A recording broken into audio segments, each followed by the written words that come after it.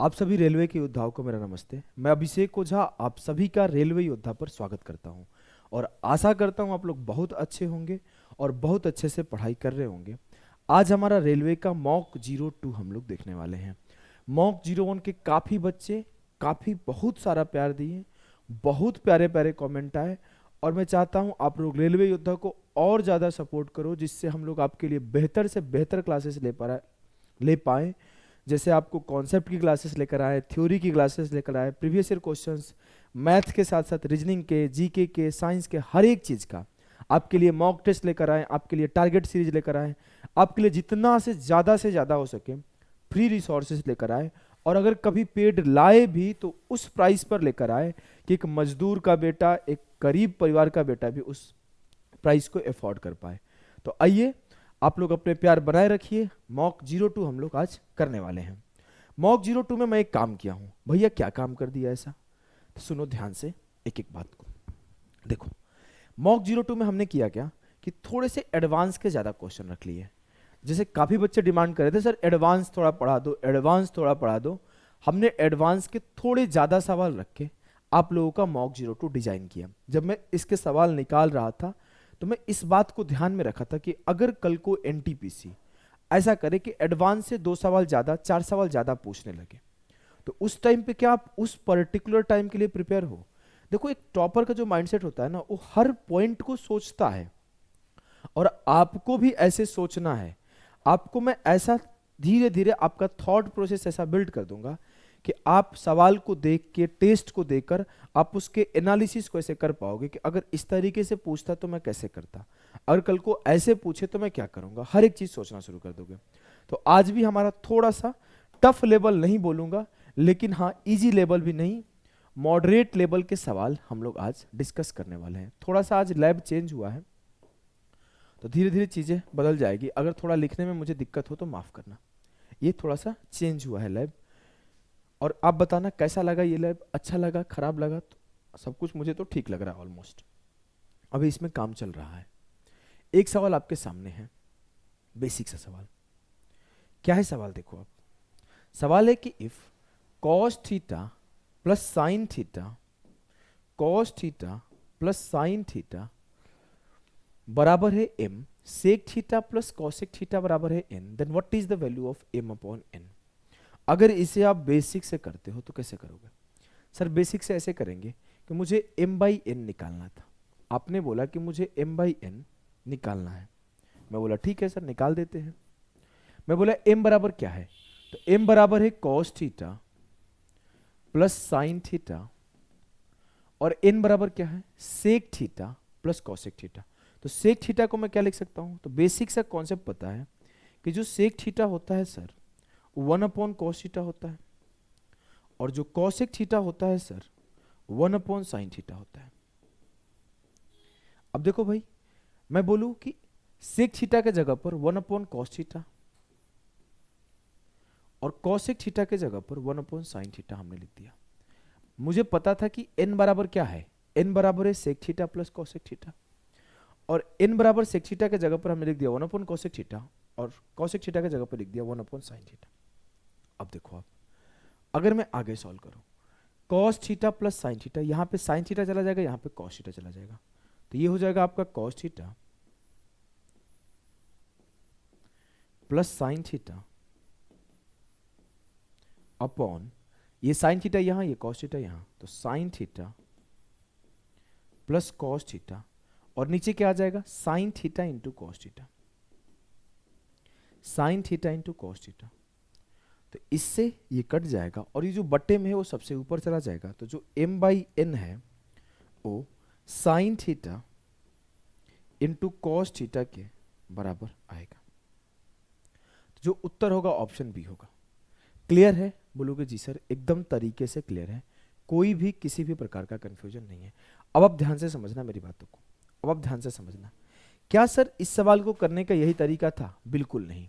ये आपका एक बेसिक अप्रोच है जो कि जो 10th पास कर लिया है जो बच्चा, वो इस सवाल को ऐसे कर सकता है। लेकिन आप कंपटीटिव एग्जाम देने जा रहे हो, आपको हमेशा जो कंपटीशन का एग्जाम होता है उसमें आपको सिर्फ नॉलेज का जांच नहीं होता है, वहां पे आपको क्रिटिकल थिंकिंग का जांच होता है कि आप कैसे किसी पर्टिकुलर सिचुएशन में सोच पाते हो। एग्जाम्पल के लिए आपको मैं टीसी बना दूं कि आप टिकट क्लर्क हो गए, या फिर आप टिकट चेक करने वाले अधिकारी हो गए, ट्रेन में टिकट चेक करना है, आपको सिर्फ देख के पता लगा लेना है कि कौन सा विदाउट टिकट है, कौन सा टिकट लिया है। कैसे देखोगे? तो आपका मेंटली उतना सोचने का क्षमता बढ़ेगा तभी तो सवाल को आप बेसिक से कर रहे हो, बेसिक से करने आता है, तो आप पूछोगे आपके पास टिकट है, आपके पास टिकट है, आपके पास टिकट है, आपके पास टिकट है, 5 लोगों से, तो बोलेगा हाँ है सर, हाँ नहीं है सर। हम 5 में से देख के दूर से समझ जाएंगे उसके पास टिकट नहीं, उसका चेहरे का रिएक्शन। वैसे ही आपको सिर्फ सवाल को देखना है और समझ जाना है, इसको ऐसे नहीं ऐसे कर सकते हैं। उसी पार्ट को हम लोग बोलते हैं रैंकर्स अप्रोच। रैंकर अप्रोच कुछ और नहीं है, बस सवाल को देखने के बाद ना जो मेरा रिएक्शन होगा, जो मेरा थॉट बिल्ट होगा, उसी को रैंकर्स अप्रोच बोलता हूं, और कुछ नहीं है। अब मैं इस सवाल को देखा, क्या मुझे इसे बेसिक से करना है? नहीं सर। फिर कैसे करना है? इसे मैं एक और तरीका से कर सकता हूं, वैल्यू पुटिंग। वैल्यू पुटिंग मैं लिख के सिखाता हूं, लेकिन मैं आपको ऐसा बिल्ड कर दूंगा, एक टाइम पर वैल्यू पुटिंग वर्बली कर दोगे, मैं अभी लिख के सिखाता हूं। अगर मैं आपको वैल्यू पुटिंग का कॉन्सेप्ट मैं थोड़ा सा बताता हूं। कॉन्सेप्ट क्या है? अगर किसी सवाल में साइन थीटा हो, कॉस थीटा हो, ये तो इजी सवाल है, बड़े सवालों में इसका इंपॉर्टेंस आपको पता चलेगा। साइन थीटा भी हो, कॉस थीटा भी हो, सेक थीटा भी हो, कॉसेक थीटा, अगर चारों के चारों प्रेजेंट हो तो हमेशा थीटा को 45 डिग्री पुट करना चाहिए। हमेशा थीटा को 45 डिग्री पुट करना चाहिए। अरे यार पता नहीं कैसे ये बोर्ड, थीटा को 45 डिग्री पुट करना चाहिए। ठीक है, अब हमने कॉस थीटा को 45 पुट किया। किसको किसको कॉस 45 का वैल्यू पता है? कॉस 45 होता है 1/√2, साइन 45 होता है 1/√2, और ये बराबर हो जाएगा m।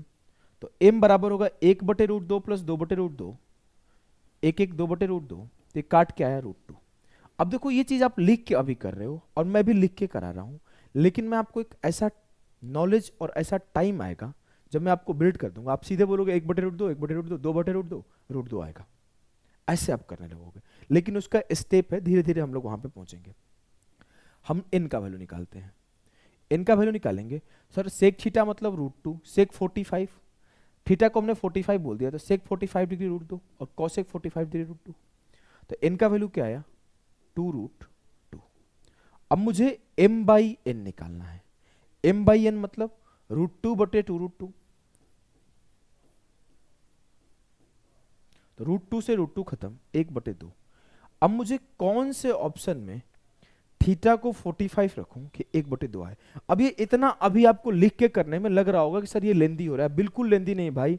अब थोड़ा सा जब करने लगोगे, 1/√2 प्लस 1/√2, 2/√2, ये √2 हो गया, √2 प्लस √2, ये 2√2 हो गया, तो √2/2√2 सीधे 1/2, इतना तेज करने लगोगे।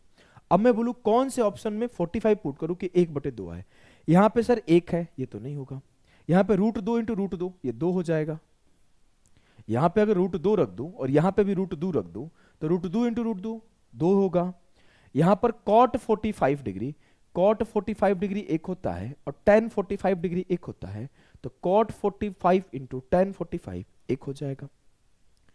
अब मैं अगर कुछ नहीं किया, सिर्फ 3 ऑप्शन को काट दिया, तो चौथा ऑप्शन खुद ही आंसर मिल जाएगा। आंसर निकालने के 2 तरीके, या तो सही वाला पालो या 3 को गलती बना दो। तो अभी आपको थोड़ा टाइम लग सकता है लिखने में कि मैं इसको सेक 45 लिखूं तो ये √2 आएगा, कॉसेक 45 √2 आएगा, लेकिन आप धीरे धीरे प्रैक्टिस के साथ बेहतर परफॉर्म करने लगोगे। थोड़ा पसीना आ रहा है, मैं बोला ना ये लैब बन रहा है, आपको धीरे धीरे, चाहे रीजनिंग की क्लास हो चाहे साइंस की क्लास हो, सब कुछ देंगे। तो ये इसमें एसी नहीं लगा है, मैं इसी से क्लास ले रहा हूँ। जानते हो कितना टाइम हो रहा है? रात के 12 बज के समथिंग मिनट हो रहे हैं, बता देता हूँ, नहीं 11:32। गलत टाइम दिखा रहा है, लग रहा है गलत टाइम दिखा रहा है। मैंने देखा था 11:47 के अराउंड क्लास ले रहा हूँ, रात को 12 बजे क्लास ले रहा हूँ, टाइम नहीं मिला दिन भर। आ जाओ इस सवाल को करते हैं। In an exam 45% students passed and 79,750 student did not pass. यही चीज आपको दिखाना चाहता हूँ। यहाँ बोला एक परीक्षा में 45% छात्र उत्तीर्ण हुए और 79,750 उत्तीर्ण नहीं हुए। परीक्षा में भाग लेने वाले छात्रों की संख्या क्या है? 2 पर्सपेक्टिव होता है, 2 नजरिया होता है देखने का। एक नजरिया कि हमें जो दिखाया जा रहा है, और एक नजरिया जो हमें देखना है। जैसे मैं आपके सामने बोलूं, मेरे पास एक बोतल है, मान लो उसके आधा खाली है, बोतल था लेकिन पूरा भरा था इसलिए नहीं दिखाया, बोतल है पूरा भरा है। अगर मान लो ये आधा खाली हो, पानी जैसे हम पी जाते हैं थोड़ा सा, बहुत प्यारा एग्जाम्पल होगा, दो नजर होगा, मैं बोलूंगा कि इसके 80% भरा हुआ है, आप बोलोगे नहीं सर 20% खाली है। ऐसे ही बोला जाता है गांव में 40% जनसंख्या महिलाएं हैं। अब 40% महिलाएं हैं तो आप बोलोगे 60% पुरुष है। किसी स्कूल में 70% लड़के हैं, सर 70% लड़के हमें बताए गए हैं, 30% लड़कियां हैं। वैसे ही यहाँ पे बोला गया है कि किसी स्कूल में 45% स्टूडेंट पास हो गए, मतलब जो बचे होंगे 100 माइनस 45, 55% फेल हो गए। तो आपको दूसरा पर्सपेक्टिव देखने आना चाहिए, एक जो एग्जामिनर दिखा रहा है, एक जो हमें देखना है। अब 55% फेल हो गए, लेकिन ये क्या बोल रहा है कि 79,750 बच्चे फेल हो गए। तो जो 55% बच्चे हैं, जो 55% बच्चे हैं उसका वैल्यू होगा 79,750। मैं अगर काटूं तो 11 पाँचे 55, 11 सते 77, 11 दूना 22, 11 पाँचे 55। अगर 5 से काटूं, अगर 5 से काटूं तो 14 पाँचे 70 और 5 पाँचे 25, तो 1% की वैल्यू 145 है। तो 100% की वैल्यू आपका 145 इंटू 100, 14,500 हो जाएगा। थोड़ा सा इस बोर्ड पे लिखने का भी नया हैबिट नहीं है, धीरे धीरे मैं इस पे भी बहुत अच्छा हैंडराइटिंग लिखने लगूंगा। आइए अगले सवाल को देखते हैं। बोला है if PQ is a 2 digit number then PQ minus QP will be exactly divisible by which of the following. बोला है कि यदि PQ एक 2 अंकों की संख्या है, बोलोगे जी सर, और PQ को QP से माइनस किया जाएगा तो PQ किस संख्या से विभाज्य होगा। इसको पहले बेसिक से करते हैं। बेसिक से अगर कोई भी 2 अंक का संख्या है उसे कैसे लिख सकते हैं। अगर मैं बोलूं 12 एक 2 अंक की संख्या है तो इसे मैं लिख सकता हूं 10 + 2। अगर मेरे को कोई लिखे कि 37 एक 2 अंक की संख्या है तो इसे लिख सकता हूं 10 × 3 + 7। कितने लोगों को संख्याओं का विस्तारित फॉर्म लिखने आता है। संख्याओं का विस्तारित फॉर्म ऐसे लिखा जाता है। वैसे यहां पे बोला गया कि PQ एक 2 अंकीय संख्या है, तो आप बोलोगे सर PQ को मैं लिख दिया 10P + Q, और दूसरा जब PQ को QP से घटाया, मतलब जो QP होगा उसे कैसे लिख सकता हूं 10Q - P। अब मैं बोलूं कि मेरे को PQ से QP घटाना है तो PQ - QP बराबर 10P - P 9P, और Q - 10Q 9Q, 9Q। अगर 9 कॉमन कर लूं तो क्या आएगा P - Q। मुझे क्या मिल रहा है कि जो PQ - QP है वो 9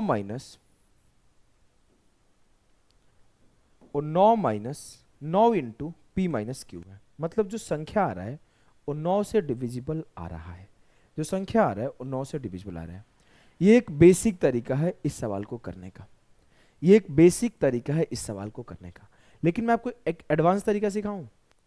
मैं बोलता हूं कि कुछ सवाल होते हैं जो आपको करने आना चाहिए, ठीक है, हमको बेसिक आता है भाई, हम इस तरीका से बेसिक से कर लेंगे। लेकिन जब आपको पेपर को टॉप करना है, रैंक लाना है, आप चाहते हो कि आप अपने राज्य के राजधानी में स्टेशन मास्टर के पोस्ट पे हो। चलो मान लिया हम बिहार के पटना से हैं और हमारा पोस्टिंग हो गया चेन्नई में स्टेशन मास्टर, चेन्नई में हम TC बन गए, क्या फायदा होगा भाई। हमको बिहार के हैं और बिहार में समस्तीपुर घर है, मान लीजिए आरा घर है, और आरा में नहीं मिला, कोई बात नहीं, आरा में शायद नहीं मिलता है, सेम डिस्ट्रिक्ट में नहीं मिलता है, हमें पता नहीं है मुझे, लेकिन ठीक है सेम डिस्ट्रिक्ट नहीं मिला। आरा के हैं बक्सर मिल गया, आरा के हैं पटना हमने ले लिया अपने जगह, तो उसके लिए आपको थोड़ा सा उल्टा सोचना पड़ेगा। मैं ये नहीं बोल रहा हूं कि आपको ऐसे नहीं पढ़ो, आप ऐसे पढ़ो, हम भी पढ़ाते हैं ऐसे, लेकिन ना एक होता है तरीका उल्टा सोचने वाला। अब देखो उल्टा सोचने वाला तरीका आप समझना, इसी को रैंकर्स अप्रोच बोलते हैं। आपको 30 सवाल आएगा तो 30 सवाल में से 15-20 सवाल में रैंकर्स अप्रोच लगाने सिखा दूंगा। 5-10 सवाल हम लोग 10-5 सवाल बेसिक से करेंगे, लेकिन आप 20 सवाल 22 सवाल जब रैंकर्स अप्रोच से करोगे तो समय बचा लोगे।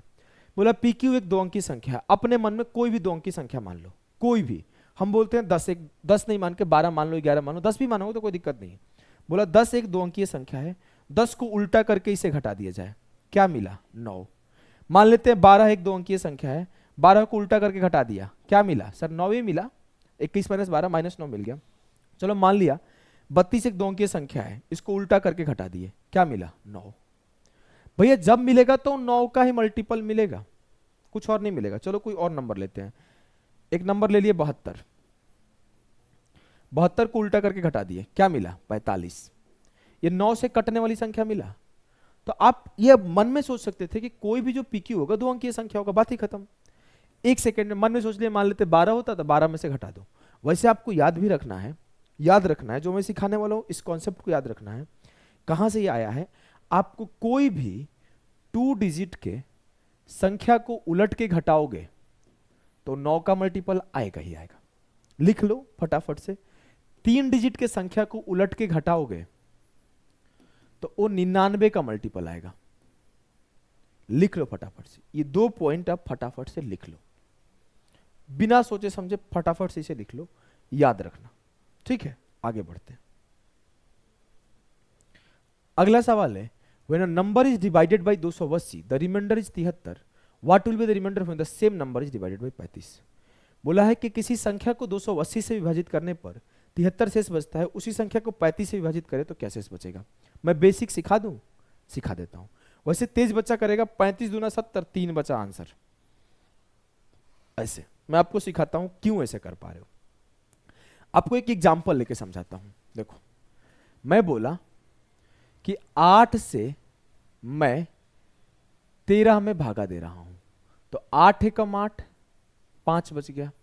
अब मैं बोला कि 8 का ही एक मल्टीपल, 8 का ही एक गुणनखंड, फैक्टर, 8 का ही एक गुणनखंड है 2। अगर 2 से मैं 13 में भागा दूं तो क्या शेष बचेगा? 2 छक्के 12, 1। सर 1 बचेगा। लेकिन यहां पर कॉन्सेप्ट जो होता है ना, अगर जो भागा देने वाला संख्या है जिसे हम लोग डिवाइजर बोलते हैं, डिवाइजर के गुणनखंड से आप उस संख्या में भागा देते हो तो वो प्रोसेस लंबा बनता है। आप क्या करो, जो डिवाइजर से आने वाला शेष है उस शेष को ही डिवाइड कर दोगे उसके गुणनखंड से, तो भी सेम शेषफल बचेगा। आप इस 2 से अगर इस 5 को भी डिवाइड कर देते ना तो आपका 1 का ही शेष बचता, और यहां पर भी 1 का ही शेष बचा है। क्लियर है? बोलोगे जी सर एकदम क्लियर है। तो एक कॉन्सेप्ट है, अगर देखो तो 35 8 है 280, 280 का एक फैक्टर है 35, तो हम 280 से कौन सा संख्या डिवाइड किया हमें नहीं पता। अब 280 से x डिवाइड किया है, y डिवाइड किया है, हमें नहीं पता। 73 शेष बचा है, हमें अब 35 से सिर्फ 73 को डिवाइड कर दूंगा, मेरा काम हो जाएगा। 35 से सीधे सीधे 73 को डिवाइड कर दूंगा।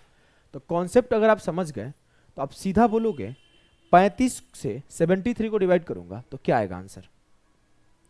सर आंसर आएगा 35 से 73 को डिवाइड किया तो 35 दूना 70, 3, तो 3 विल बी द सही आंसर। क्लियर है? बोलोगे जी सर एकदम क्लियर है। तो अगले सवाल पे आइए, इस सवाल को सॉल्व करिए। देखो ऐसे सवाल जब एडवांस मैथ के आते हैं ना, मैं सच बता रहा हूं भाई, दिल से हाथ रख के ना, बहुत ईमानदारी से, देखो इतने पसीने में गर्मी से पढ़ा रहा हूं, पूरा भींग गया हूं। अगर आपको चमक नहीं रहा होगा शायद, तो नहीं पता, लेकिन पूरा भींग गया हूं पसीना से, मेरा हाथ वाथ पूरा भींग गया है। तो झूठ सच नहीं बोलने के लिए खड़ा होकर रात को 12 बजे पढ़ा रहा हूं। दिन में टाइम मिलता है तो मैं सबको अच्छा लगता है, किसी को रात को नींद का डिस्टर्ब करना अच्छा नहीं लगता है। लेकिन हाँ, डेडिकेशन है, ईमानदारी है। आप लोगों से प्रॉमिस किया हूँ क्लास लाऊंगा तो लेकर आऊंगा, रात को 12 बजे ही क्यों ना रिकॉर्ड करूँ। तो मैं ईमानदारी से बता रहा हूँ एक बात, इस सवाल को ना सॉल्व बहुत लोग कर लेंगे, बहुत लोग कर लेंगे, लेकिन जो रैंकर अप्रोच काम करेगा ऐसे सवालों में ना, मतलब इसको धुआं धुआं उड़ा देगा। आपको मैं चाहता हूं आप रैंकर से अप्रोच को मतलब ऐसे सीखो ना कि सवाल आए उड़ा दूंगा। मैं आपको सिखाता हूं पहले बेसिक से, नहीं तो कुछ लोग बोलेंगे बेसिक नहीं सिखाते सर। बेसिक सिखाता हूं। सभी को पता है कि sine square theta, sign square X plus cos square X बराबर 1 होता है। तो आई कैन इजीली से, मैं ये बात आराम से कह सकता हूं कि कॉस स्क्वायर एक्स बराबर होगा 1 माइनस साइन स्क्वायर एक्स। बोलोगे जी सर। तो अब मेरे पास सवाल था cos square X plus sign square X बराबर 5/4, मैंने क्या किया, उसको 1 माइनस साइन स्क्वायर एक्स में बदल दिया। अब सवाल था मेरे पास cos square X minus sine square X बराबर होगा 5/4। अब मैं क्या बोला, कॉस स्क्वायर एक्स प्लस था, साइन था ना, ये साइन एक्स नहीं था, साइन था, साइन एक्स था। अब मैं कॉस स्क्वायर एक्स को लिख दिया 1 माइनस साइन स्क्वायर एक्स, तो 1 minus sine square X plus sine x बराबर होगा 5/4। बोलोगे जी सर कोई दिक्कत नहीं, मैं सबको उधर ले गया, तो माइनस साइन स्क्वायर एक्स हो जाएगा प्लस साइन स्क्वायर एक्स, और ये माइनस का साइन एक्स हो जाएगा, और 5/4 -1 हो जाएगा। 4 एकम 4, 5 से 1 गया, बराबर 0 हो जाएगा। तो sign square X minus sine x, 4 एकम 4, 5 से 4 गया, 1/4 हो जाएगा, बराबर 0। अगर 4 से पूरे मल्टीप्लाई कर दोगे तो 4 sine square X minus 4 sign X plus 1/4 बराबर 0। ये 4 इधर जाएगा तो क्या मिला, 4 sine square X minus 4 sign X plus 1 बराबर 0। आपके सामने मैं स्टेप बाय स्टेप लिख के सिखा रहा हूं। मान लो आप ज्यादा से ज्यादा क्या करते, एक स्टेप मार देते कहीं पर, 2 स्टेप कहीं मार देते, स्टेप स्किपिंग यही कर सकते हो ना भाई, और कुछ तो नहीं कर सकते। हमने लिखा आगे, अगर मैं इसे सॉल्व किया तो क्या लिखूंगा, 4 sine square X minus 2 sine X minus 2 sine X plus 1, factorise कर दिया, गुणनखंड लगा दिया। अब 2 साइन एक्स कॉमन करूंगा तो मैं एक स्टेप मार दे रहा हूं, 2 sine X minus 1 into 2 sine X minus 1 बराबर 0। आप 2 साइन एक्स माइनस 1 बराबर 0 करोगे तो यहां से आपका निकल के आ जाएगा, जब आप 2 साइन एक्स माइनस 1 बराबर 0 करोगे तो 2 साइन एक्स बराबर 1 आ जाएगा, और साइन एक्स बराबर 1/2 आ जाएगा। तो साइन एक्स की वैल्यू 1/2 आ जाएगा। क्लियर है? बोलोगे जी सर एकदम क्लियर है, हमें कोई भी किसी भी प्रकार का दिक्कत नहीं है। अब देखो ये सवाल ना मैक्सिमम बच्चे इसी तरीके से करेंगे, मैक्सिमम बच्चे इसी तरीके से करेंगे, 99% बच्चे। लेकिन मैं आपको एक छोटा सा चीज सिखाता हूं, छोटा सा, ध्यान देना। हर एक बच्चे को पता है कि जो साइन थीटा है ना सर, वो पूछा है, साइन एक्स पूछा है, और साइन एक्स ही चारों ऑप्शन है। रैंकर्स अप्रोच का पार्ट है, मैं रैंकर्स अप्रोच में 17-18 पार्ट सिखाता हूँ, 16 पॉइंट लगभग डिस्कस करता हूँ मैं। तो मैं एक उसमें पार्ट सिखाता हूँ ऑप्शन मेथड, और इस पार्ट में एक वैल्यू पुटिंग भी सिखाता हूँ। तो मैं इसको वैल्यू पुटिंग से भी कर सकता हूँ और इसको ऑप्शन मेथड से भी कर सकता हूँ, ऑप्शन मेथड से भी कर सकता हूँ और इसे वैल्यू पुटिंग से भी कर सकता हूँ। और भाई मैं देखो फिर से बोल रहा हूँ, इस सवाल को अगर आप इन दोनों में से कोई और तरीके से करते हो ना तो आपको इतना लिख के करना पड़ेगा और कम से कम 40-50 सेकंड देना पड़ेगा। तो बेहतर है आप रैंकर से अप्रोच लगाओ। अगर मैं बोल दूं कि साइन एक्स की वैल्यू 3/4 है तो ये पुट कर सकता हूं, -1/2 एक बार पुट कर लूंगा, एक बार 3/2 पुट कर दूंगा। अगर इसमें से इसको पुट किया ये आंसर नहीं आया, जैसे मैं इसको पुट करूंगा यहां पे साइन एक्स की वैल्यू, तो साइन एक्स अगर 1/2 होता है तो कॉस एक्स क्या होता है सर, साइन एक्स 1/2 अगर होगा तो एक्स कितने डिग्री होना चाहिए, साइन 30 डिग्री का वैल्यू 1/2 होता है और कॉस 30 डिग्री का वैल्यू √3/2 होता है। तो इसके जगह पर √3/2 पुट कर दो, तो √3/2 का स्क्वायर 3/4 और 1/2 का स्क्वायर 1/4, यहां पर 1 आना चाहिए था ना, 1 नहीं आ रहा है। √3/2 का स्क्वायर 3/4 और 3 1 4/4, 1 आना चाहिए था, 5 कैसे आ रहा है। साइन एक्स का वैल्यू 1/2 तभी आता है जब साइन एक्स का वैल्यू 1/2 तभी आता है जब ये √3/2 होगा, 3/4 प्लस 1/4, यहाँ पे कुछ गलती है मे बी, नहीं तो ये सेटिस्फाई करना चाहिए, सेटिस्फाई करना ही चाहिए। 2 साइन एक्स -1, 2 sin x -1, सब सही है। √3/2 का स्क्वायर किया तो 3/4 हो गया। और ये अच्छा एक गलती कर दिया हूँ, मैं बोला ना कुछ गलती कर रहा हूँ। यहाँ पर 1/2 आया था ना भाई, थोड़ा आप लोग को बोलना चाहिए सर आप गलती कर दिए हो। यहाँ 1/2 आया था ना, साइन एक्स का वैल्यू तो 1/2 है, तो 1/2 को मैं क्या लिख सकता हूँ, ऊपर नीचे 2 से मल्टीप्लाई कर दो। तो सर ये 3/4 ही है, 2/4 है, तो दोनों जुड़ के आ जाएगा 5/4, 5/4 सेटिस्फाई कर गया। पहला ये तरीका है। दूसरा तरीका क्या हो सकता है सर, दूसरा तरीका क्या हो सकता है, आप ध्यान देना। दूसरा तरीका मैं सिखा रहा हूं, वैल्यू पुटिंग। देखो, अगर मैं बोलूं एक शब्द होता है अपरिमेय संख्या, किसको किसको पता है अपरिमेय संख्या क्या होता है, कमेंट करके बताना। अपरिमेय संख्या वो संख्या होती है जो रूट होता है। अब मैं बोलूं इसका और इसका जोड़ एक परिमेय संख्या है, मतलब 5/4 है। मतलब वो 5/4 कब होगा, जब साइन एक परिमेय संख्या रहा होगा। और साइन का जब मैं वैल्यू लिखता हूं तो मैं क्या क्या लिख सकता हूं सर, साइन 0 डिग्री लिख सकता हूं जो कि 0 होता है, साइन 30 डिग्री लिख सकता हूं जो कि 1/2 होता है, साइन 45 डिग्री जो होता है 1/√2 होता है। मतलब साइन 45 पे तो सेटिस्फाई नहीं करेगा। सर साइन 60 लिख सकता हूं जो कि √3/2 होता है। सर 60 डिग्री तो नहीं लिख सकता हूं क्योंकि वो √3/2 नहीं होगा। सर साइन 90 डिग्री लिख सकता हूं, हाँ लिख सकता हूं, 90 डिग्री 1 होता है। अगर मैं कॉस का वैल्यू याद कर रहा हूं तो कॉस 0 1 होता है, कॉस 30 √3/2 होता है। हमें इससे नहीं पता था कॉस 90 क्या होता है, 0, बस इतना पता है। अब ध्यान दो, बीच का छोड़ दो, क्योंकि मेरा साइन को 45 और 60 ले ही नहीं सकता, या तो साइन को 0 ले सकता हूं, या साइन को 90 ले सकता हूं, या साइन को 30 ले सकता हूं। सबसे पहले साइन को 0 लिया, जब मैं साइन को 0 लिया तो कॉस स्क्वायर एक्स की वैल्यू 1 हो जाएगी, तो 1 + 0 1 के बराबर आना चाहिए, नहीं आ रहा है, मतलब ये गलत है। मैंने बोला साइन को 90 लूंगा, जब साइन को 90 लिया तो ये 1 हो गया और ये 0 हो गया, क्योंकि कॉस 90 0 होता है। फिर से 1 + 0 1 होगा, सर नहीं पॉसिबल है। सिर्फ एक ही केस में पॉसिबल है मेरे लाल, जो कि साइन 30 है। यह आप बिना पेन उठाए बोल सकते थे। अब खुद सोचो, आपके सामने सवाल आया, भैया ये अपरिमेय नहीं हो सकता, परिमेय कहां कहां पे है, 0 पर है, 90 पे है, 30 पे है। 0 लूंगा तो ये 1 आ जाएगा, 90 लूंगा तो भी 1 आ जाएगा, खत्म हो गया। सिर्फ 30 ले सकता हूं, 30 लिया 1/2 हो गया, ये √3/2 का स्क्वायर, 3/4 + 1/4 1/2 5/4, एक लाइन में। अब सोच पा रहे हो, फील कर रहे हो, ये सब प्रोसेस है, एक दिन का चीज नहीं है मैं आपको, लेकिन हाँ ये बता दूं एक दिन का चीज नहीं, लेकिन एक दिन आप जरूर करोगे।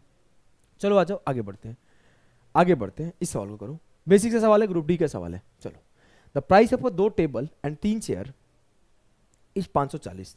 2 टेबल, 2 मेज और 3 कुर्सी का जो दाम है वो 540 है।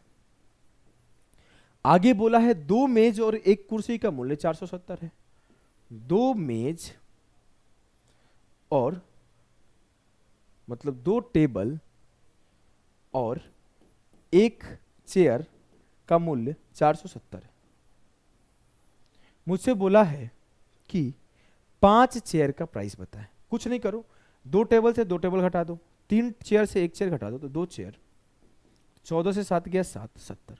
2 चेयर का दाम 70 है तो 1 चेयर का दाम 35 हो जाएगा। तो 5 चेयर का दाम दोनों तरफ 5 से मल्टीप्लाई कर दो, 35 5 175 रुपये हो जाएगा। क्लियर है? बोलिएगा जी सर एकदम समझ में आया। अगले सवाल को देखते हैं। क्या है अगला सवाल? A group of student decided that maximum amount to be taken from each member is equal to the number of member if the total amount collected is 6241, then the number of member in the group is। ये 2018 में RRB group D में पूछा गया है। आप जाके खुद check करो, सीपीयू 2019 का paper, CPU 2019 central police officer जो बनते हैं ना, दिल्ली पुलिस में दरोगा, सीआरपीएफ में दरोगा, आईटीबीपी में दरोगा, एसएसबी में दरोगा, बीएसएफ में दरोगा, उस एग्जाम का बात कर रहा हूं। जाके चेक करो, सेम का सेम भाषा, बस यहाँ पे 6241 की जगह दूसरा संख्या था, 4900 अलग अलग नंबर था। मैं आपको इतना बता रहा हूँ, जाके आप चेक कर लीजिए, मिल जाएगा। सीपीयू 2019, सीपीयू 2020, दोनों साल का पेपर, दोनों साल का मैं पास आउट हूँ। 2 बार मैंने दरोगा का एग्जाम पास किया था, दिल्ली पुलिस दरोगा का, दोनों साल। 21 हुआ नहीं था इसलिए 21 नहीं दिया था। अब इस सवाल को पहले समझो और फिर मैं बताऊंगा बिना पेन उठाए कैसे करेंगे, बिना पेन उठाए रैंकर्स अप्रोच से। छात्रों की एक समूह ने तय किया कि जितने लोग होंगे उतना उतना पैसा देना है। मान लीजिए एक्स लोग हैं तो एक्स रुपए देने हैं, तो पैसे कितने आ गए एक्स स्क्वायर। लेकिन ये बोला कितने रुपए आया 6241 रुपया। तो मुझसे कोई पूछे कि कितने लोग हैं या फिर कितना रुपया एक आदमी दे रहा है, दोनों बता दूंगा। अब एक्स स्क्वायर का वैल्यू 6241 है तो एक्स का वैल्यू क्या होगा स्क्वायर रूट ऑफ 6241। दो तरह के बच्चे होंगे। फिर से एक बच्चा होगा जो 6241 को लगेगा सॉल्व करने जल्दी जल्दी कि 6241 ऐसे हो सकता है सर, दो पेयर बना लिया, 7 7 49 कर लिया, 7 7 14 हो गया, एक साथ यहां आ गया। 8वीं क्लास में जो पढ़ा है 12 से 9 गया 3, 5 से 4 गया 1, 13 से 41 हो गया। क्या रख दूं यहां पर, क्या रख दूं सर? 9 रखा तो सेटिस्फाई कर गया, 9 रखा तो सेटिस्फाई कर गया, 9 81 और आ गया 79 आंसर। ये ऐसा कोई करेगा, जल्दी जल्दी करने लगेगा। 8th क्लास में ये तरीका पढ़ते हैं ना कि पीछे से पेयर बनाओ और बेसिक से सॉल्व कर दो। मैं आपको नहीं करना है, आपको शॉर्ट ट्रिक तो आना ही चाहिए, साथ के साथ ऑप्शंस के साथ खेलने आना चाहिए। अगर ने बोला कि ऑप्शन को देखा 77 71 79 81, क्या दिमाग में चला? सबसे पहले मेरे दिमाग में जानते हो क्या चला?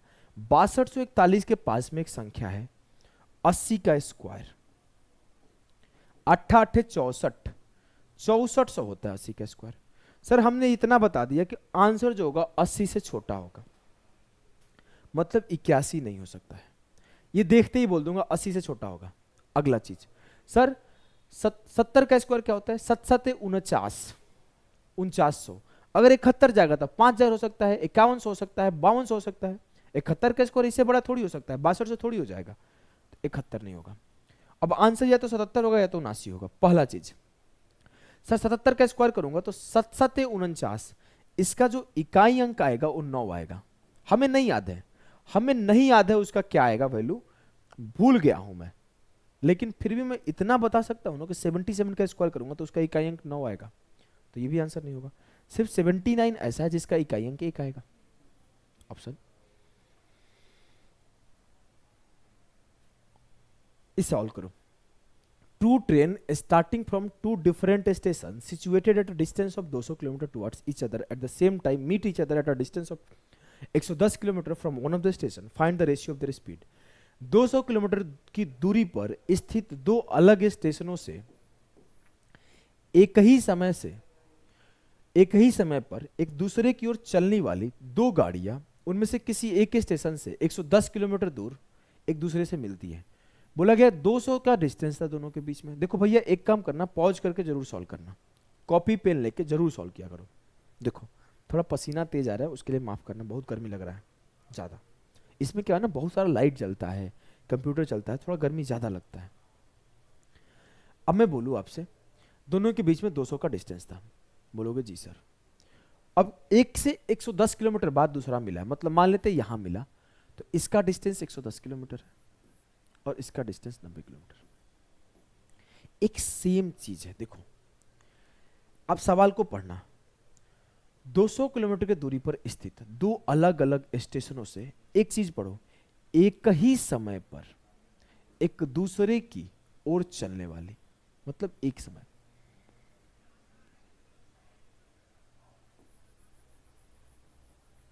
कॉन्सेप्ट क्या कहता है?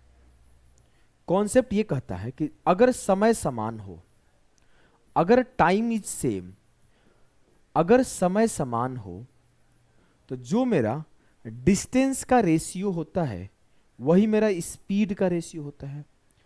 अगर टाइम सेम हो, दो लोग सेम टाइम इंटरवल के लिए चले हैं, तो जो उनके दूरी का चला गया दूरी का रेशियो होगा वही उनका चाल का रेशियो होगा। अब मैं बोलूं एक के द्वारा 110 किलोमीटर चला गया है और एक के द्वारा 90 किलोमीटर चला गया है, तो जो इनका रेशियो होगा 11:9, तो यही इनके डिस्टेंस का भी रेशियो होगा और यही इनके स्पीड का भी रेशियो होगा। क्लियर है? बोलोगे जी सर एकदम क्लियर है, कॉन्सेप्ट हमें याद था। इस सवाल को करो। मैं चाहता हूं, देखो ग्रुप डी का सवाल है, मजेदार सवाल है ये सवाल। जब देखो क्या है ना कि मैं पेपर खुद से बनाता हूं, पेपर को खुद से मार्क करता हूं, जितने इंपॉर्टेंट सवाल है खुद छांटता हूं। ऐसा नहीं कि मेरे पास आदमी लगे हुए हैं, मैं जब भी टाइम मिलता है खुद से पेपर सॉल्व करता हूं, किताब को सॉल्व करते रहता हूं। और जो इंपॉर्टेंट सवाल मेरे एनालिसिस के थ्रू मिलता है, जो भी मैंने अपने करियर में पढ़ाई करते टाइम चाहे पढ़ाते टाइम जो भी एक्सपीरियंस किया, उसके अकॉर्डिंग सवाल छांटता हूं। अब ये सवाल मुझे दिखा, फिर से मेरे दिमाग में क्लिक कर गया, ये सवाल में फंसेगा बच्चा। चलो मैं बेसिक से सिखाता हूं, बताओ इस सवाल को। मैं बोला है 16, 32, 64, 128 the sum of the first term. 10 समों को 10 पदों का योग बताना है। इतना तो पता चल रहा है कि जीपी में चल रहा है। जीपी मतलब होता है ज्योमेट्रिक प्रोग्रेशन, हिंदी में बोलते हैं गुणोत्तर श्रेणी। गुणोत्तर श्रेणी में क्या होता है सर, कोई संख्या ए है, अगला ए आर हो जाएगा, अगला ए आर स्क्वायर हो जाएगा, till A R to the power N. मतलब हर बार कुछ ना कुछ संख्या से ये मल्टीप्लाई होते हुए आगे बढ़ेगा। देखो 16 दूना 32, 32 दूना 64, 64 दूना 128। क्लियर है? बोलोगे जी सर क्लियर है। इसका पूछा जाएगा अगर सम, जो इसका सम आता है सम ऑफ जीपी टर्म्स, वो आता है a into R to the power n minus 1 upon R minus 1। अब कोई बेसिक सा शरीफ बच्चा होगा, प्यारा नन्हा मुन्ना हमारा बालक छोटा भाई, वो क्या करेगा, वो फॉर्मूला रटा रहेगा, लगा देगा टप से। कैसे लगाएगा देखो, 16 इंटू, अब इसका आर क्या है, मतलब जिस संख्या से मल्टीप्लाई हो रहा है, तो किससे मल्टीप्लाई, 16 दूना 32, 32 दूना 64, 2 से मल्टीप्लाई हो रहा है। 2 n क्या होता है, नंबर ऑफ टर्म्स, कितने पद हैं, तो 10 और माइनस 1 अपॉन 2 माइनस 1, 16। अब 2 के पावर 10, कई लोग होंगे जिसको नहीं याद होगा, आज के बाद आप याद रखना, 2 के पावर 10 ग्रुप डी में हो, रेलवे के एनटीपीसी में हो, हर बार पूछा गया है। 2 के पावर 10 बहुत इंपॉर्टेंट डेटा है। 2 के पावर 10 को आपको याद रखना ही रखना है। वो होता है 1024। इसे हम लोग 4 के पावर 5 भी लिख सकते हैं, इसे हम लोग 32 का स्क्वायर भी लिख सकते हैं, याद रखना इंपॉर्टेंट है। अगर बोलो 1024 माइनस 1, 1023, मल्टीप्लाई कर दो, 16 तिया 48 की 8, अब इतना करे काफी है, 8 आ गया। एक ही ऑप्शन में आपका 8 था आंसर। अब इस सवाल में क्या चाहिए आपको, सबसे पहले इस सवाल में चाहिए कि आपको याद होना चाहिए हर एक चीज, आपको याद होना चाहिए हर एक फॉर्मूला, तभी आप इस सवाल को कर पाएंगे, अदरवाइज नहीं कर पाएंगे। आइए भाई अगले सवाल को करते हैं। अगला सवाल है a is equal to 120% of b, then b is equal to what percent of a plus b। अगर a b के 120% के बराबर है, मैं किया a अगर b के 120% के बराबर है तो कर दिया, 0 से 0 खत्म, 2 छक्के 12, 2 पच्चे 10। तो मैं लिखा a अनुपात b क्या आया सर, a अनुपात b आया 6/5। अगर a 6 है तो b 5 है। अब मुझसे पूछा है कि b a प्लस बी का कितना प्रतिशत है, सर b 5 है और ये a प्लस बी के 5/11 इंटू 100, 5/11 मतलब 500/11।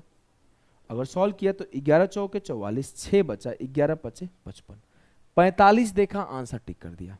आगे सॉल्व करने की जरूरत नहीं है। 45 सही 5/11% जो है वो सही उत्तर है इस सवाल का। क्लियर है जी सर? इस सवाल को हम नहीं कराएंगे। सर क्यों नहीं कराएंगे इस सवाल को? जो सेट 1 देखे होंगे वो लोग कमेंट करना कि हाँ सर हम लोग सेट 1 देखे हैं। यस सर हमने सेट 1 देखा है और मैंने उसमें ये सवाल सिखाया है, तो आप वहां पे खुद करना। अगली चीज आप देखो, ये बेसिक सा एक कॉन्सेप्ट है आपका अलजेब्रा का, जो कि लास्ट क्लास में भी ऐसा एक कॉन्सेप्ट सिखाया था। उसमें थोड़ा अलग कॉन्सेप्ट था, कितने लोगों को याद है? उसमें हमने माइनस वाला सिखाया था कि a प्लस बी के होल स्क्वायर को माइनस किया जाए a माइनस बी के होल स्क्वायर, और नीचे उसमें कुछ और था डिवाइड करने के लिए, और यहां पे कुछ और है। जब ये होता है तो a प्लस बी के whole square plus a minus B के होल स्क्वायर को आप लिख सकते हो 2 into A square plus B square, और नीचे a square plus B square. इससे ये कट जाएगा तो ये क्या आता है 2। अगर आप ध्यान से देखो तो यहां पर क्या है, इसको a लिखूं इसको b लिखूं तो a प्लस बी का whole square, a minus B का whole square, a into A square, b into B square. तो आपके सामने यही फॉर्मूला है, a प्लस बी के होल स्क्वायर को a माइनस बी के होल स्क्वायर में जोड़ के और a square plus B square से डिवाइड किया गया है। तो आंसर क्या आएगा 2। ये सिर्फ डराने के लिए दिया गया है, वही हाथी के दांत दिखाने के कुछ और खाने के कुछ और वाला कहानी है। इस सवाल को सॉल्व करो। A sum of money invested at 14.5% annual simple interest becomes 13,464 after 6 साल, what was the amount invested. बोला है कि 14.5% वार्षिक साधारण ब्याज की दर पर निवेशित की गई धनराशि 6 साल बाद 13,464 हो जाता है।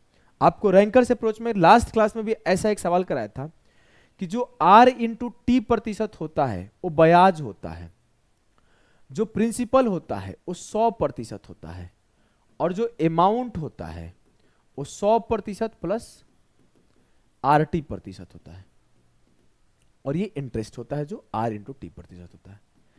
ये बात आपको याद है? अगर याद है तो यस सर कमेंट करना, और आगे मैं एक एक कॉन्सेप्ट याद करा दूंगा।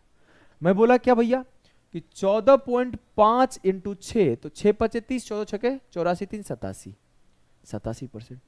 ये 87% क्या हुआ? 87% ब्याज हुआ। लेकिन ये बोला है कि 14.5% पर साधारण ब्याज पर 6 साल में इतना का मिश्रधन हो जाता है, मतलब उतना रुपया चेंज होके हो जाता है। तो मेरा मिश्रधन क्या होगा? 100 प्लस 87, 187। मतलब हमें 187% की वैल्यू दिया हुआ है और 100% का वैल्यू पूछा है। बोलोगे जी सर, तो मैं बोला कि 187% की वैल्यू क्या दिया हुआ है? आप बोलोगे सर 13,464 दिया हुआ है, तो 1% की वैल्यू क्या होगी? 13,464 बटे 187। तो 100% की वैल्यू क्या होगी? 13,464 बटे 187 गुणे 100। 17 एकम 17, 17 एकम 17, 17 7 119। कोई सोचेगा सर 17 से इतना जल्दी कैसे काट लिए? मुझे पता ही जब तक कटेगा नहीं तब तक आंसर आएगा नहीं, तो काटना पड़ेगा उसे। 17 7 119, कितना बच गया? 15, 17 नमा 153, 17 दूना 34, 11 से काटा, 11 से 77, 11 दूना 22, 72 इंटू 100, 7200 जो है वो सही उत्तर है। 7200 जो है वो सही उत्तर है। क्लियर है? जी सर क्लियर है। अगले सवाल करो। अगले सवाल को करना है सभी को। मैं चाहता हूं इस सवाल को देखता हूं कितने ऐसे बच्चे हैं जो रैंकर से अप्रोच से करेंगे। मैं इसका बेसिक नहीं सिखाऊंगा। अगर आप बोलोगे सर हाँ इसका बेसिक सिखाओ, अगर आपके कमेंट भरपूर आते हैं तो मैं इसका ना एक स्पेशल वीडियो बना दूंगा, कैसे तेज जोड़ते हैं। आज मैं तेज जोड़ने सिखाता हूं सीधा। देखो क्या है, वह छोटी से छोटी भिन्न ज्ञात करिए जिसको इतने में जोड़ने पर प्राप्त योग पूर्ण संख्या है। मतलब उसके बाद एक उस संपूर्ण संख्या बन जाए, उसमें कोई बट्टा वट्टा ना रहे। हमने सबको जोड़ दिया। 3 6 9 4 13 5 18 7 25 25। अब देखो, अब ध्यान से देखना, मैं यहां पे दिमाग लगाऊंगा। अब इसका बेस 3 है, इसका बेस 12 है, इसका बेस 36 है, इसका बेस 12 है। हमने सबका बेस 36 बना देना है। अगर मैं 12 दूना 24 बटे 36, ये 7 या 21 बटे 36, तो 24 और 21 45, 45 और 9 54, और 54 और 3 57, 57 बटे 36। 3 से काटोगे 19 दिया 57, 12 दिया 36। इस 19 में क्या जोड़ दूं? इस 19 में क्या जोड़ दूं कि मेरा ये एक नॉर्मल संख्या बन जाए? साफ साफ दिख रहा है, 5 जोड़ दीजिए। 5 बटे 12 जोड़ेंगे, 19 5 24 बटे 12, ये कट के आ जाएगा 2, एक पूर्ण संख्या बन जाएगा। आप ये जोड़ने की जरूरत नहीं थी, सीधा आप इसी को जोड़ लेते। सीधा आपको इस फ्रैक्शन को जोड़ना पर आंसर आ जाता कि आप इस 2 बटे 3 को क्या लिख सकते थे? 24 बटे 36, 21 बटे 36, 9 बटे 36, 3 बटे 36, 3 9 12 21, 12 21 कितना होगा? 33, और 33 24 57 बटे 36। क्लियर है? बोलोगे जी सर। चलो अगले सवाल को देखते हैं। अगला सवाल बेहतरीन सवाल एनटीपीसी में पूछा गया, बहुत ही बेहतरीन सवाल। बोला गया है कि if the roots of the equation 4 plus M X square plus M plus 1 X plus 1 बराबर 0 are equal, then find the value of M. इस सवाल को सॉल्व करो कि अगर दिए गए समीकरण का मूल बराबर है तो एम का मान क्या है। अगर कोई दिया गया इक्वेशन ऐसा है कि X square plus B X plus C बराबर 0, और इसका अगर रूट्स बराबर है, मूल बराबर है, तो ये क्या होता है? बी स्क्वायर बराबर होता है 4ac के। मतलब इसका कॉफिशिएंट और इसके कॉफिशिएंट में एक छोटा सा रिलेशन देता है। अब देखो, मैं बोला यहां पर x का कॉफिशिएंट क्या है, m+1, तो m+1 का होल स्क्वायर बराबर हो जाएगा 4 इंटू ए, तो 4 इंटू 4+m और प्लस c। अब कोई मेरे नन्हे मुन्ने प्यारे लुल्लू पुल्लू गुड्डा गुड़िया होगा, तो मेरे भाई क्या करेगा, वो m+1 का होल स्क्वायर कर देगा, m² 2m1। अरे मेरे भाई नहीं करना है, आपके सामने ऑप्शन है, मैं बोलूंगा कौन सा ऑप्शन पुट करूँ सेटिस्फाई कर जाएगा। मैं अगर m को 0 पुट करता हूं, m को 0 पुट किया तो 0 पुट कर दिया, तो 1 का स्क्वायर 1 हो गया, 4 इंटू 4+1, 4 चौके 16+1, क्या 1 बराबर 17 होगा, नहीं, तो ऑप्शन 1 खत्म। ऑप्शन सी पुट कर दो, 2 + 1 3, 3 का स्क्वायर 9, यहां 4 इंटू 4+2 6, सर 4 6 के 24, तो यही हो गया। हमने -1 पुट कर दिया, -1 पुट किया तो ये 0 हो गया। अब -1 यहां पुट किया तो सर यहां पर भी तो 4 3 12, ये भी नहीं होगा। मुझे एक ही ऑप्शन बचा, अब मेरे को चेक ही नहीं करना है, डी को चेक ही नहीं करना है। मैं 3 को गलत प्रूफ कर दिया तो चौथा चेक नहीं करूंगा। अच्छा चेक कर लो, 5 1 6 का स्क्वायर 36, 5 4 9 4 के 36, भैया सब कुछ सही होना चाहिए था, आ नहीं रहा है यार। 5 4 9 4 के 36 प्लस 1 37 हो जाएगा, -3 करोगे तो अच्छा यहाँ पे पता नहीं हमारा बुद्धि का हो गया है, 4a इंटू सी होगा ना, 4a इंटू सी होगा ना, c एक है, 4ac, भैया हम जोड़ लगा दिए थे, सेटिस्फाई कर गया। 5 + 1 6 का स्क्वायर, 4 इंटू 4+5 36, ठीक है ठीक है। आ जाओ भाई अगले सवाल पे चलते हैं। बोला है कि A can complete a piece of work in 20 days, B is 75% more efficient than A. B जो है ए के तुलना में 75% अधिक कुशल है, कससल नहीं कुशल है। 75% का मतलब क्या होता है सर, 75% का मतलब होता है 75/100, तो 25 तिया 75, 25 100 के 100, 3 से 4, मतलब अगर ए का क्षमता 4 होगा तो बी का क्षमता 4 से 3 ज्यादा 7 होगा। 75% ज्यादा है तो 4 से 3 ज्यादा होगा, है कि नहीं है, बोलोगे एकदम है सर। बोला है कि अगर ए 20 दिन में काम करता है तो बी कितने दिन में करेगा।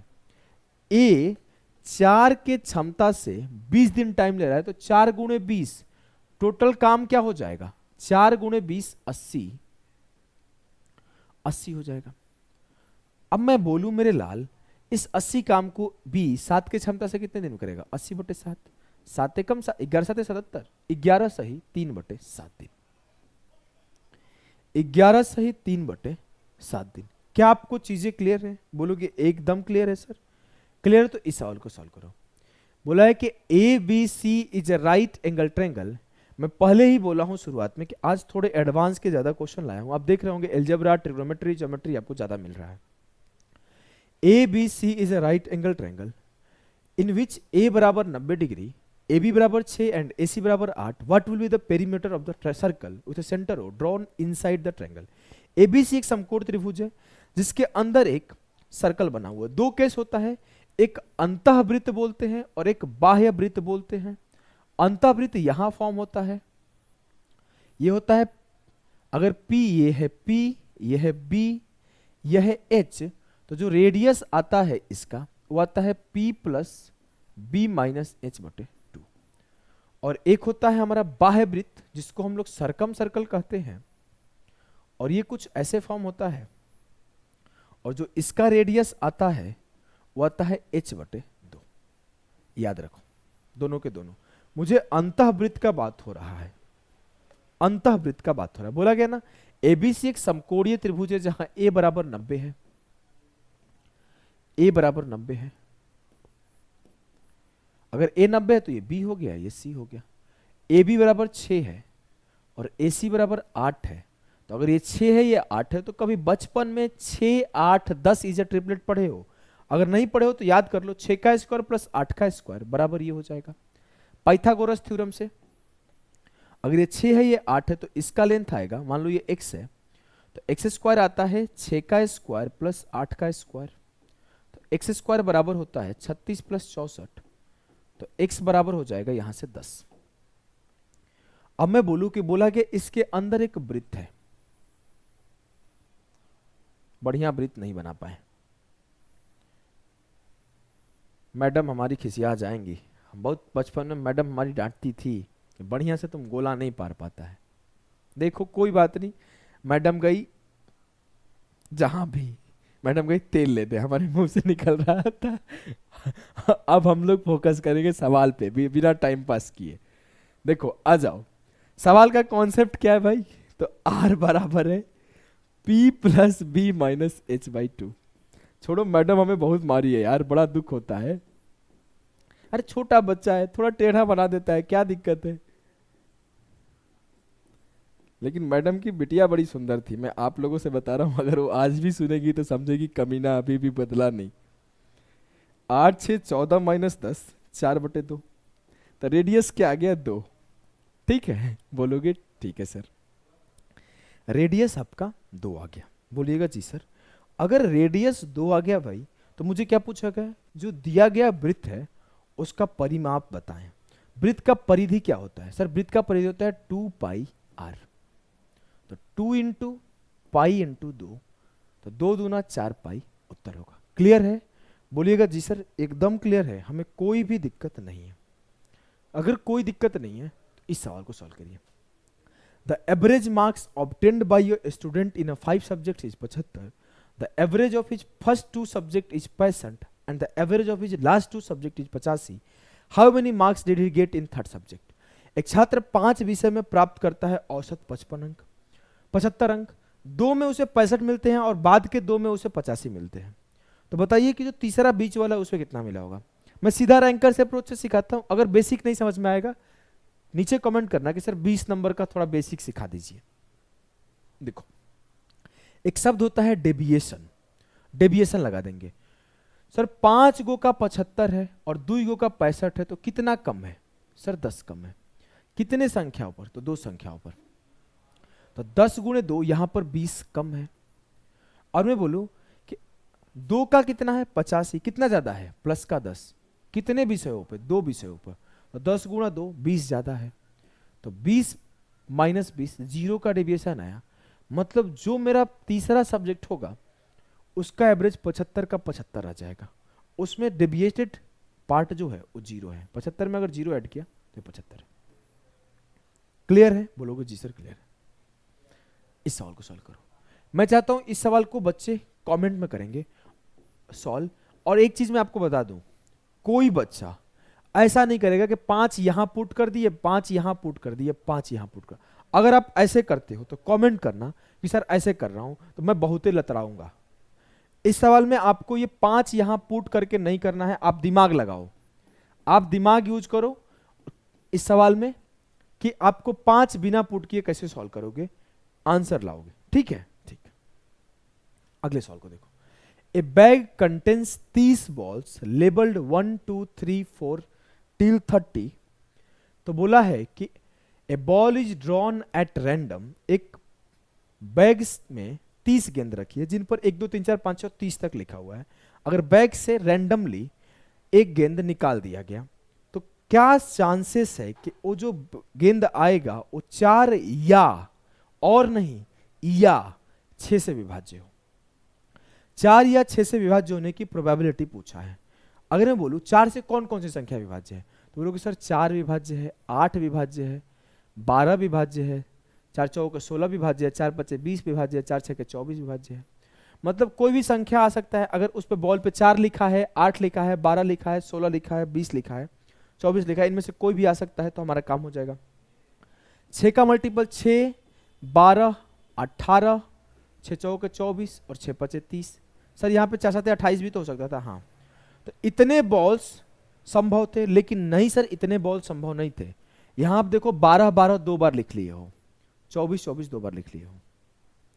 मतलब मैं काउंट करूं तो 1 2 3 4 5 6 7 8 9 10, 10 बॉल संभव है। मतलब ऐसे 10 बॉल है जो या तो 4 से या तो 6 से कट रहा हो। मान लिया मेरे पास एक झोला था, उस झोला में 30 बॉल थे। 30 बॉल में जिसपे 4 लिखा है, जिसपे 8 लिखा है, जिसपे 12 लिखा है, जिसपे 16 लिखा है, जिसपे 20 लिखा है, जिसपे 24 लिखा है, जिसपे 28 लिखा है, जिसपे 30 लिखा है, जिसपे 18 लिखा है, जिसपे 6 लिखा है। यही इतने 10 बॉल्स थे जो या तो 4 से कट जाएंगे या तो 6 से कट जाएंगे। अब मैं आंख बंद करके इसे एक निकाल लिया, तो 30 में से 10 गो ऐसा बॉल है जो मल्टीपल है, 30 में से 10 गो ऐसा है जो मल्टीपल है, तो कितने का प्रोबेबिलिटी आया? 1/3 का। खेला खत्म, खेला खत्म। बोलोगे जी सर इजीली हो गया। इस सवाल को सॉल्व करो। If the roots of the equation x² minus x minus 1 बराबर alpha and are alpha and beta, then what will be the equation whose roots are alpha बटे बीटा एंड बीटा बटे alpha. यदि समीकरण x² minus x minus 1 बराबर 0 के मूल alpha और beta है, तो वह समीकरण कौन सा होगा जिसका मूल अल्फा बटे बीटा तथा बीटा बटे अल्फा होगा? ध्यान देना मेरी बातों को। जो तेज बच्चा होगा, जो समझदार बच्चा होगा, वो बहुत तेज इस सवाल को करेगा, मतलब एक नॉर्मल से तो बहुत बहुत तेज करेगा, बहुत तेज। वो देख के बोल देगा ना कि ऑप्शन ए और ऑप्शन बी नहीं हो सकता। आओ मैं आपको धीरे धीरे सिखाऊंगा कैसे। कोई भी जो नॉर्मल समीकरण होता है उसका पैटर्न क्या है? उसका पैटर्न है x² minus alpha plus beta into X plus alpha into beta. मतलब जो अल्फा प्लस बीटा होता है सम ऑफ रूट्स होता है, और जो अल्फा इंटू बीटा होता है वो प्रोडक्ट ऑफ रूट्स होता है। और आपको पता है कि जो अल्फा प्लस बीटा होता है वो माइनस b/a होता है, और जो अल्फा इंटू बीटा होता है वो c/a होता है। अब यहां पे बोलूं इस इक्वेशन में b क्या है, तो सर यहां पे कुछ नहीं है तो -1 है, b मेरा -1 है, माइनस -1, और a क्या है? 1। सर अल्फा प्लस बीटा का वैल्यू क्या आया? 1 आया। सर अल्फा इंटू बीटा होता है c/a, c क्या है? -1, c क्या है? -1। अल्फा इंटू बीटा है -1, -1। बोलोगे जी सर। अब मुझे अल्फा प्लस बीटा का वैल्यू पता है, अल्फा इंटू बीटा का वैल्यू पता है। अब जो मेरा नया इक्वेशन फॉर्म होगा इसी फॉर्मेट में फॉर्म होगा, बस उसका जो मूल है वो alpha by beta plus beta by alpha है, और इसका जो मूल था वो अल्फा और बीटा था। तो जो नया इक्वेशन बनेगा कुछ ऐसा बनेगा, x² minus alpha by beta plus beta by alpha into X plus alpha by beta into beta by alpha.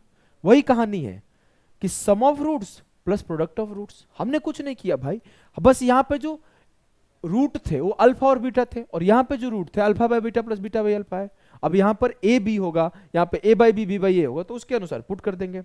हमने यहां सॉल्व किया तो ये कट गया प्लस का 1। बस इस बात को मैं देखते पकड़ लिया था कि जो प्रोडक्ट ऑफ रूट है वो 1 है, तो यहां जो ये -1 का बवाल दिया है ना, ये नहीं होगा आंसर। मैं देखते ये लाइन बोला था ये दोनों आंसर नहीं होगा, कहां से बोला था समझ गए? मतलब कितना आगे का सोचा गया था, समझ में आ रहा है? आपको ऐसे ही सोचना है, 3 स्टेप 4 स्टेप आगे कैसे देखा जाता है आपको देखने सीखना है। अब मैं बोला क्या होगा, अब मुझे अगर अल्फा यहां ले जाऊं तो ये हो जाएगा अल्फा का स्क्वायर, बीटा यहां ले जाओ तो ये हो जाएगा बीटा का स्क्वायर, और नीचे हो जाएगा alpha into beta upon x. अब मुझे alpha square plus beta square का वैल्यू निकालना पड़ेगा, और अल्फा इंटू बीटा का। अगर दोनों तरफ स्क्वायर कर दो तो क्या होगा? Alpha square plus beta square plus 2 into alpha into beta. Alpha into beta क्या है? -1, और ये 1। तो जो alpha square plus beta square है ये -2 उधर जाएगा तो 1 + 2 3 हो जाएगा। तो मुझे क्या मिला कि alpha square plus beta square की वैल्यू 3 है, और अल्फा इंटू बीटा का वैल्यू -1 है, +1 बराबर 0। यहां पे भी 0 लिखना छूट गया था, 0। तो x² और ये minus minus plus, x² plus 3x plus 1 बराबर 0 हो जाएगा। x² प्लस 3x प्लस 1 बराबर 0 हो जाएगा। क्लियर है? बोलोगे जी सर तगड़े से क्लियर है। ये सवाल बढ़िया सवाल है, इस सवाल को सॉल्व करो। देखते हैं कितने ऐसे बच्चे हैं जो इस सवाल को कर पाते हैं। फटाफट से हर एक लोगों को इस सवाल को सॉल्व करना है। क्या है सवाल कि a³ plus b³ plus c³ minus 3abc बराबर 0 then find the value of A square upon B C plus B square upon A C minus 3 का वैल्यू क्या, सॉल्व करो। मैं तो देखते सॉल्व कर दिया था, सी स्क्वायर अपॉन ए बी आएगा माइनस सी स्क्वायर अपॉन, नहीं सी स्क्वायर अपॉन ए बी आएगा। बताओ हमें काहे लग रहा है कि गड़बड़ है इस सवाल का आंसर, हमें तो गड़बड़ लग रहा है इस सवाल का आंसर। चलो कोई बात नहीं, करा देता हूं, सुधार दूंगा। देखो A cube plus B cube plus C cube minus 3 A B C है, बोलोगे जी सर। हम एक काम किए, बोले सबको ए बी सी से डिवाइड कर दिया।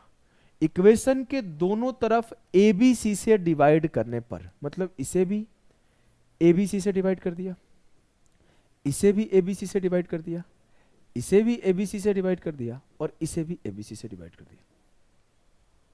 उस साइड भी एबीसी से डिवाइड कर दो भाई, उस साइड भी एबीसी से डिवाइड कर दिया।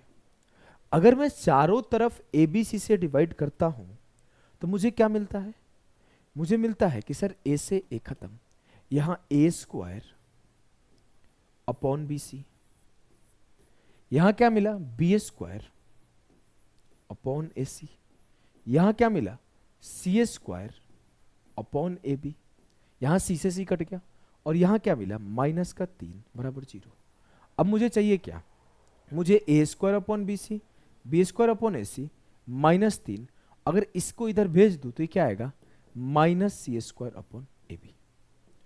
उत्तर जो आएगा minus C square upon A B आएगा। तो अगर इस ऑप्शन को देखो तो यहां पे क्या लिख दिया गया है, यहां पे 3 लिख दिया गया, यहां 3 ना होके 2 होता तो चीजें सही होती, यहां पे 2 हो तो सी स्क्वायर अपॉन बी है, सही हो जाएगा। ठीक ठीक, चलो मैं ये सवाल होमवर्क देता हूं, ग्रुप डी का वो सवाल है, और मैं चाहता हूं आंसर सभी का कमेंट आना चाहिए। क्वेश्चन नंबर 25 सभी का उत्तर आना चाहिए, नहीं आएगा तो हम आ जाएंगे और ओझा बाबा आते हैं, बहुत सुटाई करते हैं, बात साफ है। चलो इस सवाल को करते हैं। A rectangular park measuring 30 metre गुड़े 22 metre has 2 footpaths 2 meter wide, one runs from north to south and other runs from east to west, and they both intersect each other in the middle of the park. If the cost of the constructing the path is 15 per square meter, then calculate the total cost of the constructing the path. 30 गुणे 22 माप के एक आयताकार park में 2 metre चौड़े 2 path है, एक उत्तर से दक्षिण आता है और एक पूरब से पश्चिम जाता है। बोलो ठीक है सर। मार्ग बनाने का लागत बताइए। अगर 15 रुपया पर मीटर खर्चा है, पहले ये बताओ, देखो 3 केस होता है यार, ये तो याद होना चाहिए। चलो मैं तीनों केस डिस्कस कर देता हूं। 3 केस होता है, लिखो आप बढ़िया से लिखो, कॉन्सेप्ट को अलग से लिखा करो। एरिया ऑफ पाथ में पूरे देश में, भविष्य में, विश्व में 3 ही तरीके के सवाल पूछे जाते हैं। जब भी आपके पाथ का क्षेत्रफल पूछेगा तो 3 तरीके से पूछेगा। एक पूछेगा कि आपके पास आयत है, इसके बाहर बाहर से रास्ता निकाल दिया गया। एक पूछेगा कि आपके पास आयत है और इसके अंदर अंदर से रास्ता निकाल दिया गया, और एक पूछेगा कि आपके पास आयत है, इसके बीचों बीच रास्ता निकाल दिया गया। ये आपके टोटल 3 तरीके से पूछता है। अगर बाहर से निकाले, मान लो एक्स साइज का बाहर से निकाला, तो जो एरिया ऑफ पाथ आता है, एरिया ऑफ पाथ को ना AOP लिख देता हूं, AOP, वो आता है 2x into L plus B plus 2x। अगर ये बाहर बाहर के बजाय अंदर अंदर निकाल दे तो एरिया ऑफ पाथ आता है 2x into L plus B minus 2x, और ये बीचों बीच निकाल दे तो एरिया आता है x into L plus B minus X, x into L plus B minus X. Clear है? बोलोगे जी सर क्लियर है। अगर ये बात क्लियर है तो आपसे ये तीसरा वाला केस पे पूछा है, बोला ना कि 2 मीटर चौड़ा फुट निकाला गया बीचों बीच, ऐसे ऐसे ये 2 मीटर चौड़ा निकाला गया, ये 2 मीटर चौड़ा, ये 2 मीटर चौड़ा, 2 मीटर चौड़ा। तब फॉर्मूला याद है सर, क्या होता है? x into L plus B minus X. तो 2 इंटू एल मेरा 30 है, b मेरा 22 है और x मेरा 2 है। तो 22 से 2 गया 20, 30 20 50, तो 2 गुणे 50। तो जो मेरा एरिया ऑफ पाथ आ गया वो 100 आ गया। 100 मीटर स्क्वायर मेरा पाथ का क्षेत्रफल आ गया। मुझसे बोला है कि 15 रुपया 1 मीटर में खर्चा हो रहा है। तो मेरा 100 मीटर में 100 गुणे 15 मतलब 1500 रुपया खर्च होगा। 1500 रुपया मेरा खर्च होगा। क्लियर है भैया? बोलोगे जी सर एकदम क्लियर है सर। क्लियर है तो आप इस सवाल को सॉल्व करो। मैं इस सवाल को नहीं कराऊंगा। कोई बोलेगा काहे? मन नहीं कर रहा है। सर क्यों मन नहीं कर रहा है? आपके ऊपर भी कुछ जिम्मेवारी रहनी चाहिए ना, कि आप सोचो, आप करने की कोशिश करो। तो ये टाइम एंड वर्क का एक हलवा सवाल आप लोगों के लिए। आइए इसे करते हैं। If the base and the height of a cylinder are equal to the base and the height of a cone, then find the ratio of the volume of the cylinder and 3:1। यदि एक बेलन की आधार की ऊंचाई एक शंकु की आधार की ऊंचाई के क्रमशः बराबर है तो बेलन और शंकु का आयतन का अनुपात क्या होगा? पहले बेसिक सिखाता हूं। बेलन जो होता है कुछ ऐसा बनता है, इसका आयतन होता है पाई आर स्क्वायर एच। शंकु जो है कुछ ऐसा बनता है, इसका आयतन होता है 1/3 पाई आर स्क्वायर एच। अब मेरे लाल, मेरे भाई, मेरे यार, मुझे से बोला कि आर भी बराबर है और एच भी बराबर है। आर भी बराबर है और एच भी, खुद ही बोल रहा है कि sir base of height, radius of base and height बराबर। आधार की त्रिज्या, यहाँ त्रिज्या छूट गया, आधार की त्रिज्या और ऊंचाई क्रमशः बराबर है। तो त्रिज्या से त्रिज्या कट जाएगा, पाई से पाई कट जाएगा, एच से एच कट जाएगा। तो जो बचा वो क्या बचा है? 1:1/3। ये 3 बटे में है तो इधर आ जाएगा, तो उत्तर हो जाएगा 3:1। आप खुद बताइए क्या इस सवाल के में कुछ दम था? सर बिल्कुल दम नहीं था। क्लियर है? बोलोगे जी सर क्लियर है। आगे आ जाओ, आगे आओ, आगे आओ भैया। चलो इस सवाल को, एक्चुअली ना एक सवाल ज्यादा आया था, 2 सवाल ज्यादा आए थे, तो मैं उन सवालों को हटा दिया। आ जाओ ये आखिरी सवाल करते हैं। इस सवाल को कराऊं? बताओ, इस सवाल को कराऊं? कंपैरिजन सिखाया था आखिरी क्लास में। कितने लोग कंपैरिजन याद है? कंपैरिजन में 2 मेथड सिखाया था। जो मॉक टेस्ट 1 देखे होंगे उन्हें 2 मेथड पढ़ा होगा। एक क्रॉस मल्टीप्लिकेशन मेथड पढ़ाया था और एक डिफरेंस मेथड पढ़ाया था। मैं चाहता हूं इस सवाल को भी आप खुद से करो और आप हमें कमेंट करके बताओ कि कौन सा इसमें से बढ़ते हुए क्रम में है। आप भाई कैसा लगा क्लास ये बताओ। 30 क्वेश्चन मैंने फिर से आज कराया आपके लिए। आप लोग सपोर्ट और प्यार अच्छे से दिखा रहे हैं। हम चाहते हैं जितने हमारे भाई है, बंधु है, दोस्त है, यार है, उस सबको रेलवे योद्धा से जोड़ो। आपके कोई भी दोस्त हो सकते हैं, कोई भी आपके गांव में लड़का हो सकता है जो रेलवे का तैयारी करता है, उसे रेलवे योद्धा से जोड़ो। अगर आपके कमेंट्स आते हैं, जो आपके लाइक आते हैं, वही हमारे लिए मोटिवेशन है। जो आप इतने अच्छा कमेंट करते हैं, ओझा बाबा की जय हो, सर आप ये पढ़ा दिए, सर आप बहुत अच्छा पढ़ाते हैं, सर आपका एक्सप्लेनेशन बहुत अच्छा लगता है, आप बहुत अच्छे से सिखाते हैं, रैंकर से अप्रोच सिखाते हैं, भाई वही हमारा मोटिवेशन है। हम बस यही चाहते हैं कि रेलवे योद्धा को हर एक रेलवे एस्पिरेंट के पास पहुंचाओ। आप व्हाट्सएप का स्टेटस में शेयर कर सकते हो, फेसबुक स्टोरी में शेयर करो, टेलीग्राम चैनल पे शेयर करो, इंस्टाग्राम पे शेयर करो, जहां मन करता है वहां शेयर करो। रेलवे योद्धा पे आपको कंप्लीट मैथ फ्री में पढ़ाऊंगा। आपके अगर डिमांड आते हैं, बच्चे बार बार बोलते हैं सर चैप्टर वाइज लेकर आइए, थ्योरी भी पढ़ाइए, कॉन्सेप्ट भी पढ़ाइए, टाइप वाइज क्वेश्चंस को पढ़ाइए, लेवल वाइज क्वेश्चन को पढ़ाइए, पेड बैच की तरह पढ़ाइए, वैसे पढ़ाऊंगा। भाई मैं पहले बिहार एसएससी के बच्चे हमें सपोर्ट किए थे, 60 घंटा का एकदम कंप्लीट मैथ्स का कोर्स हमने उन्हें दिया, बेहतर एकदम लेवल वाइज पढ़ा के। उनके सपोर्ट पे फिर हमने 35 घंटे का रीजनिंग का कोर्स दिया, 25 मॉक टेस्ट दिया। तो अगर आप सपोर्ट करोगे तो मैं उनसे भी बेहतर आप लोगों के लिए लेकर आऊंगा।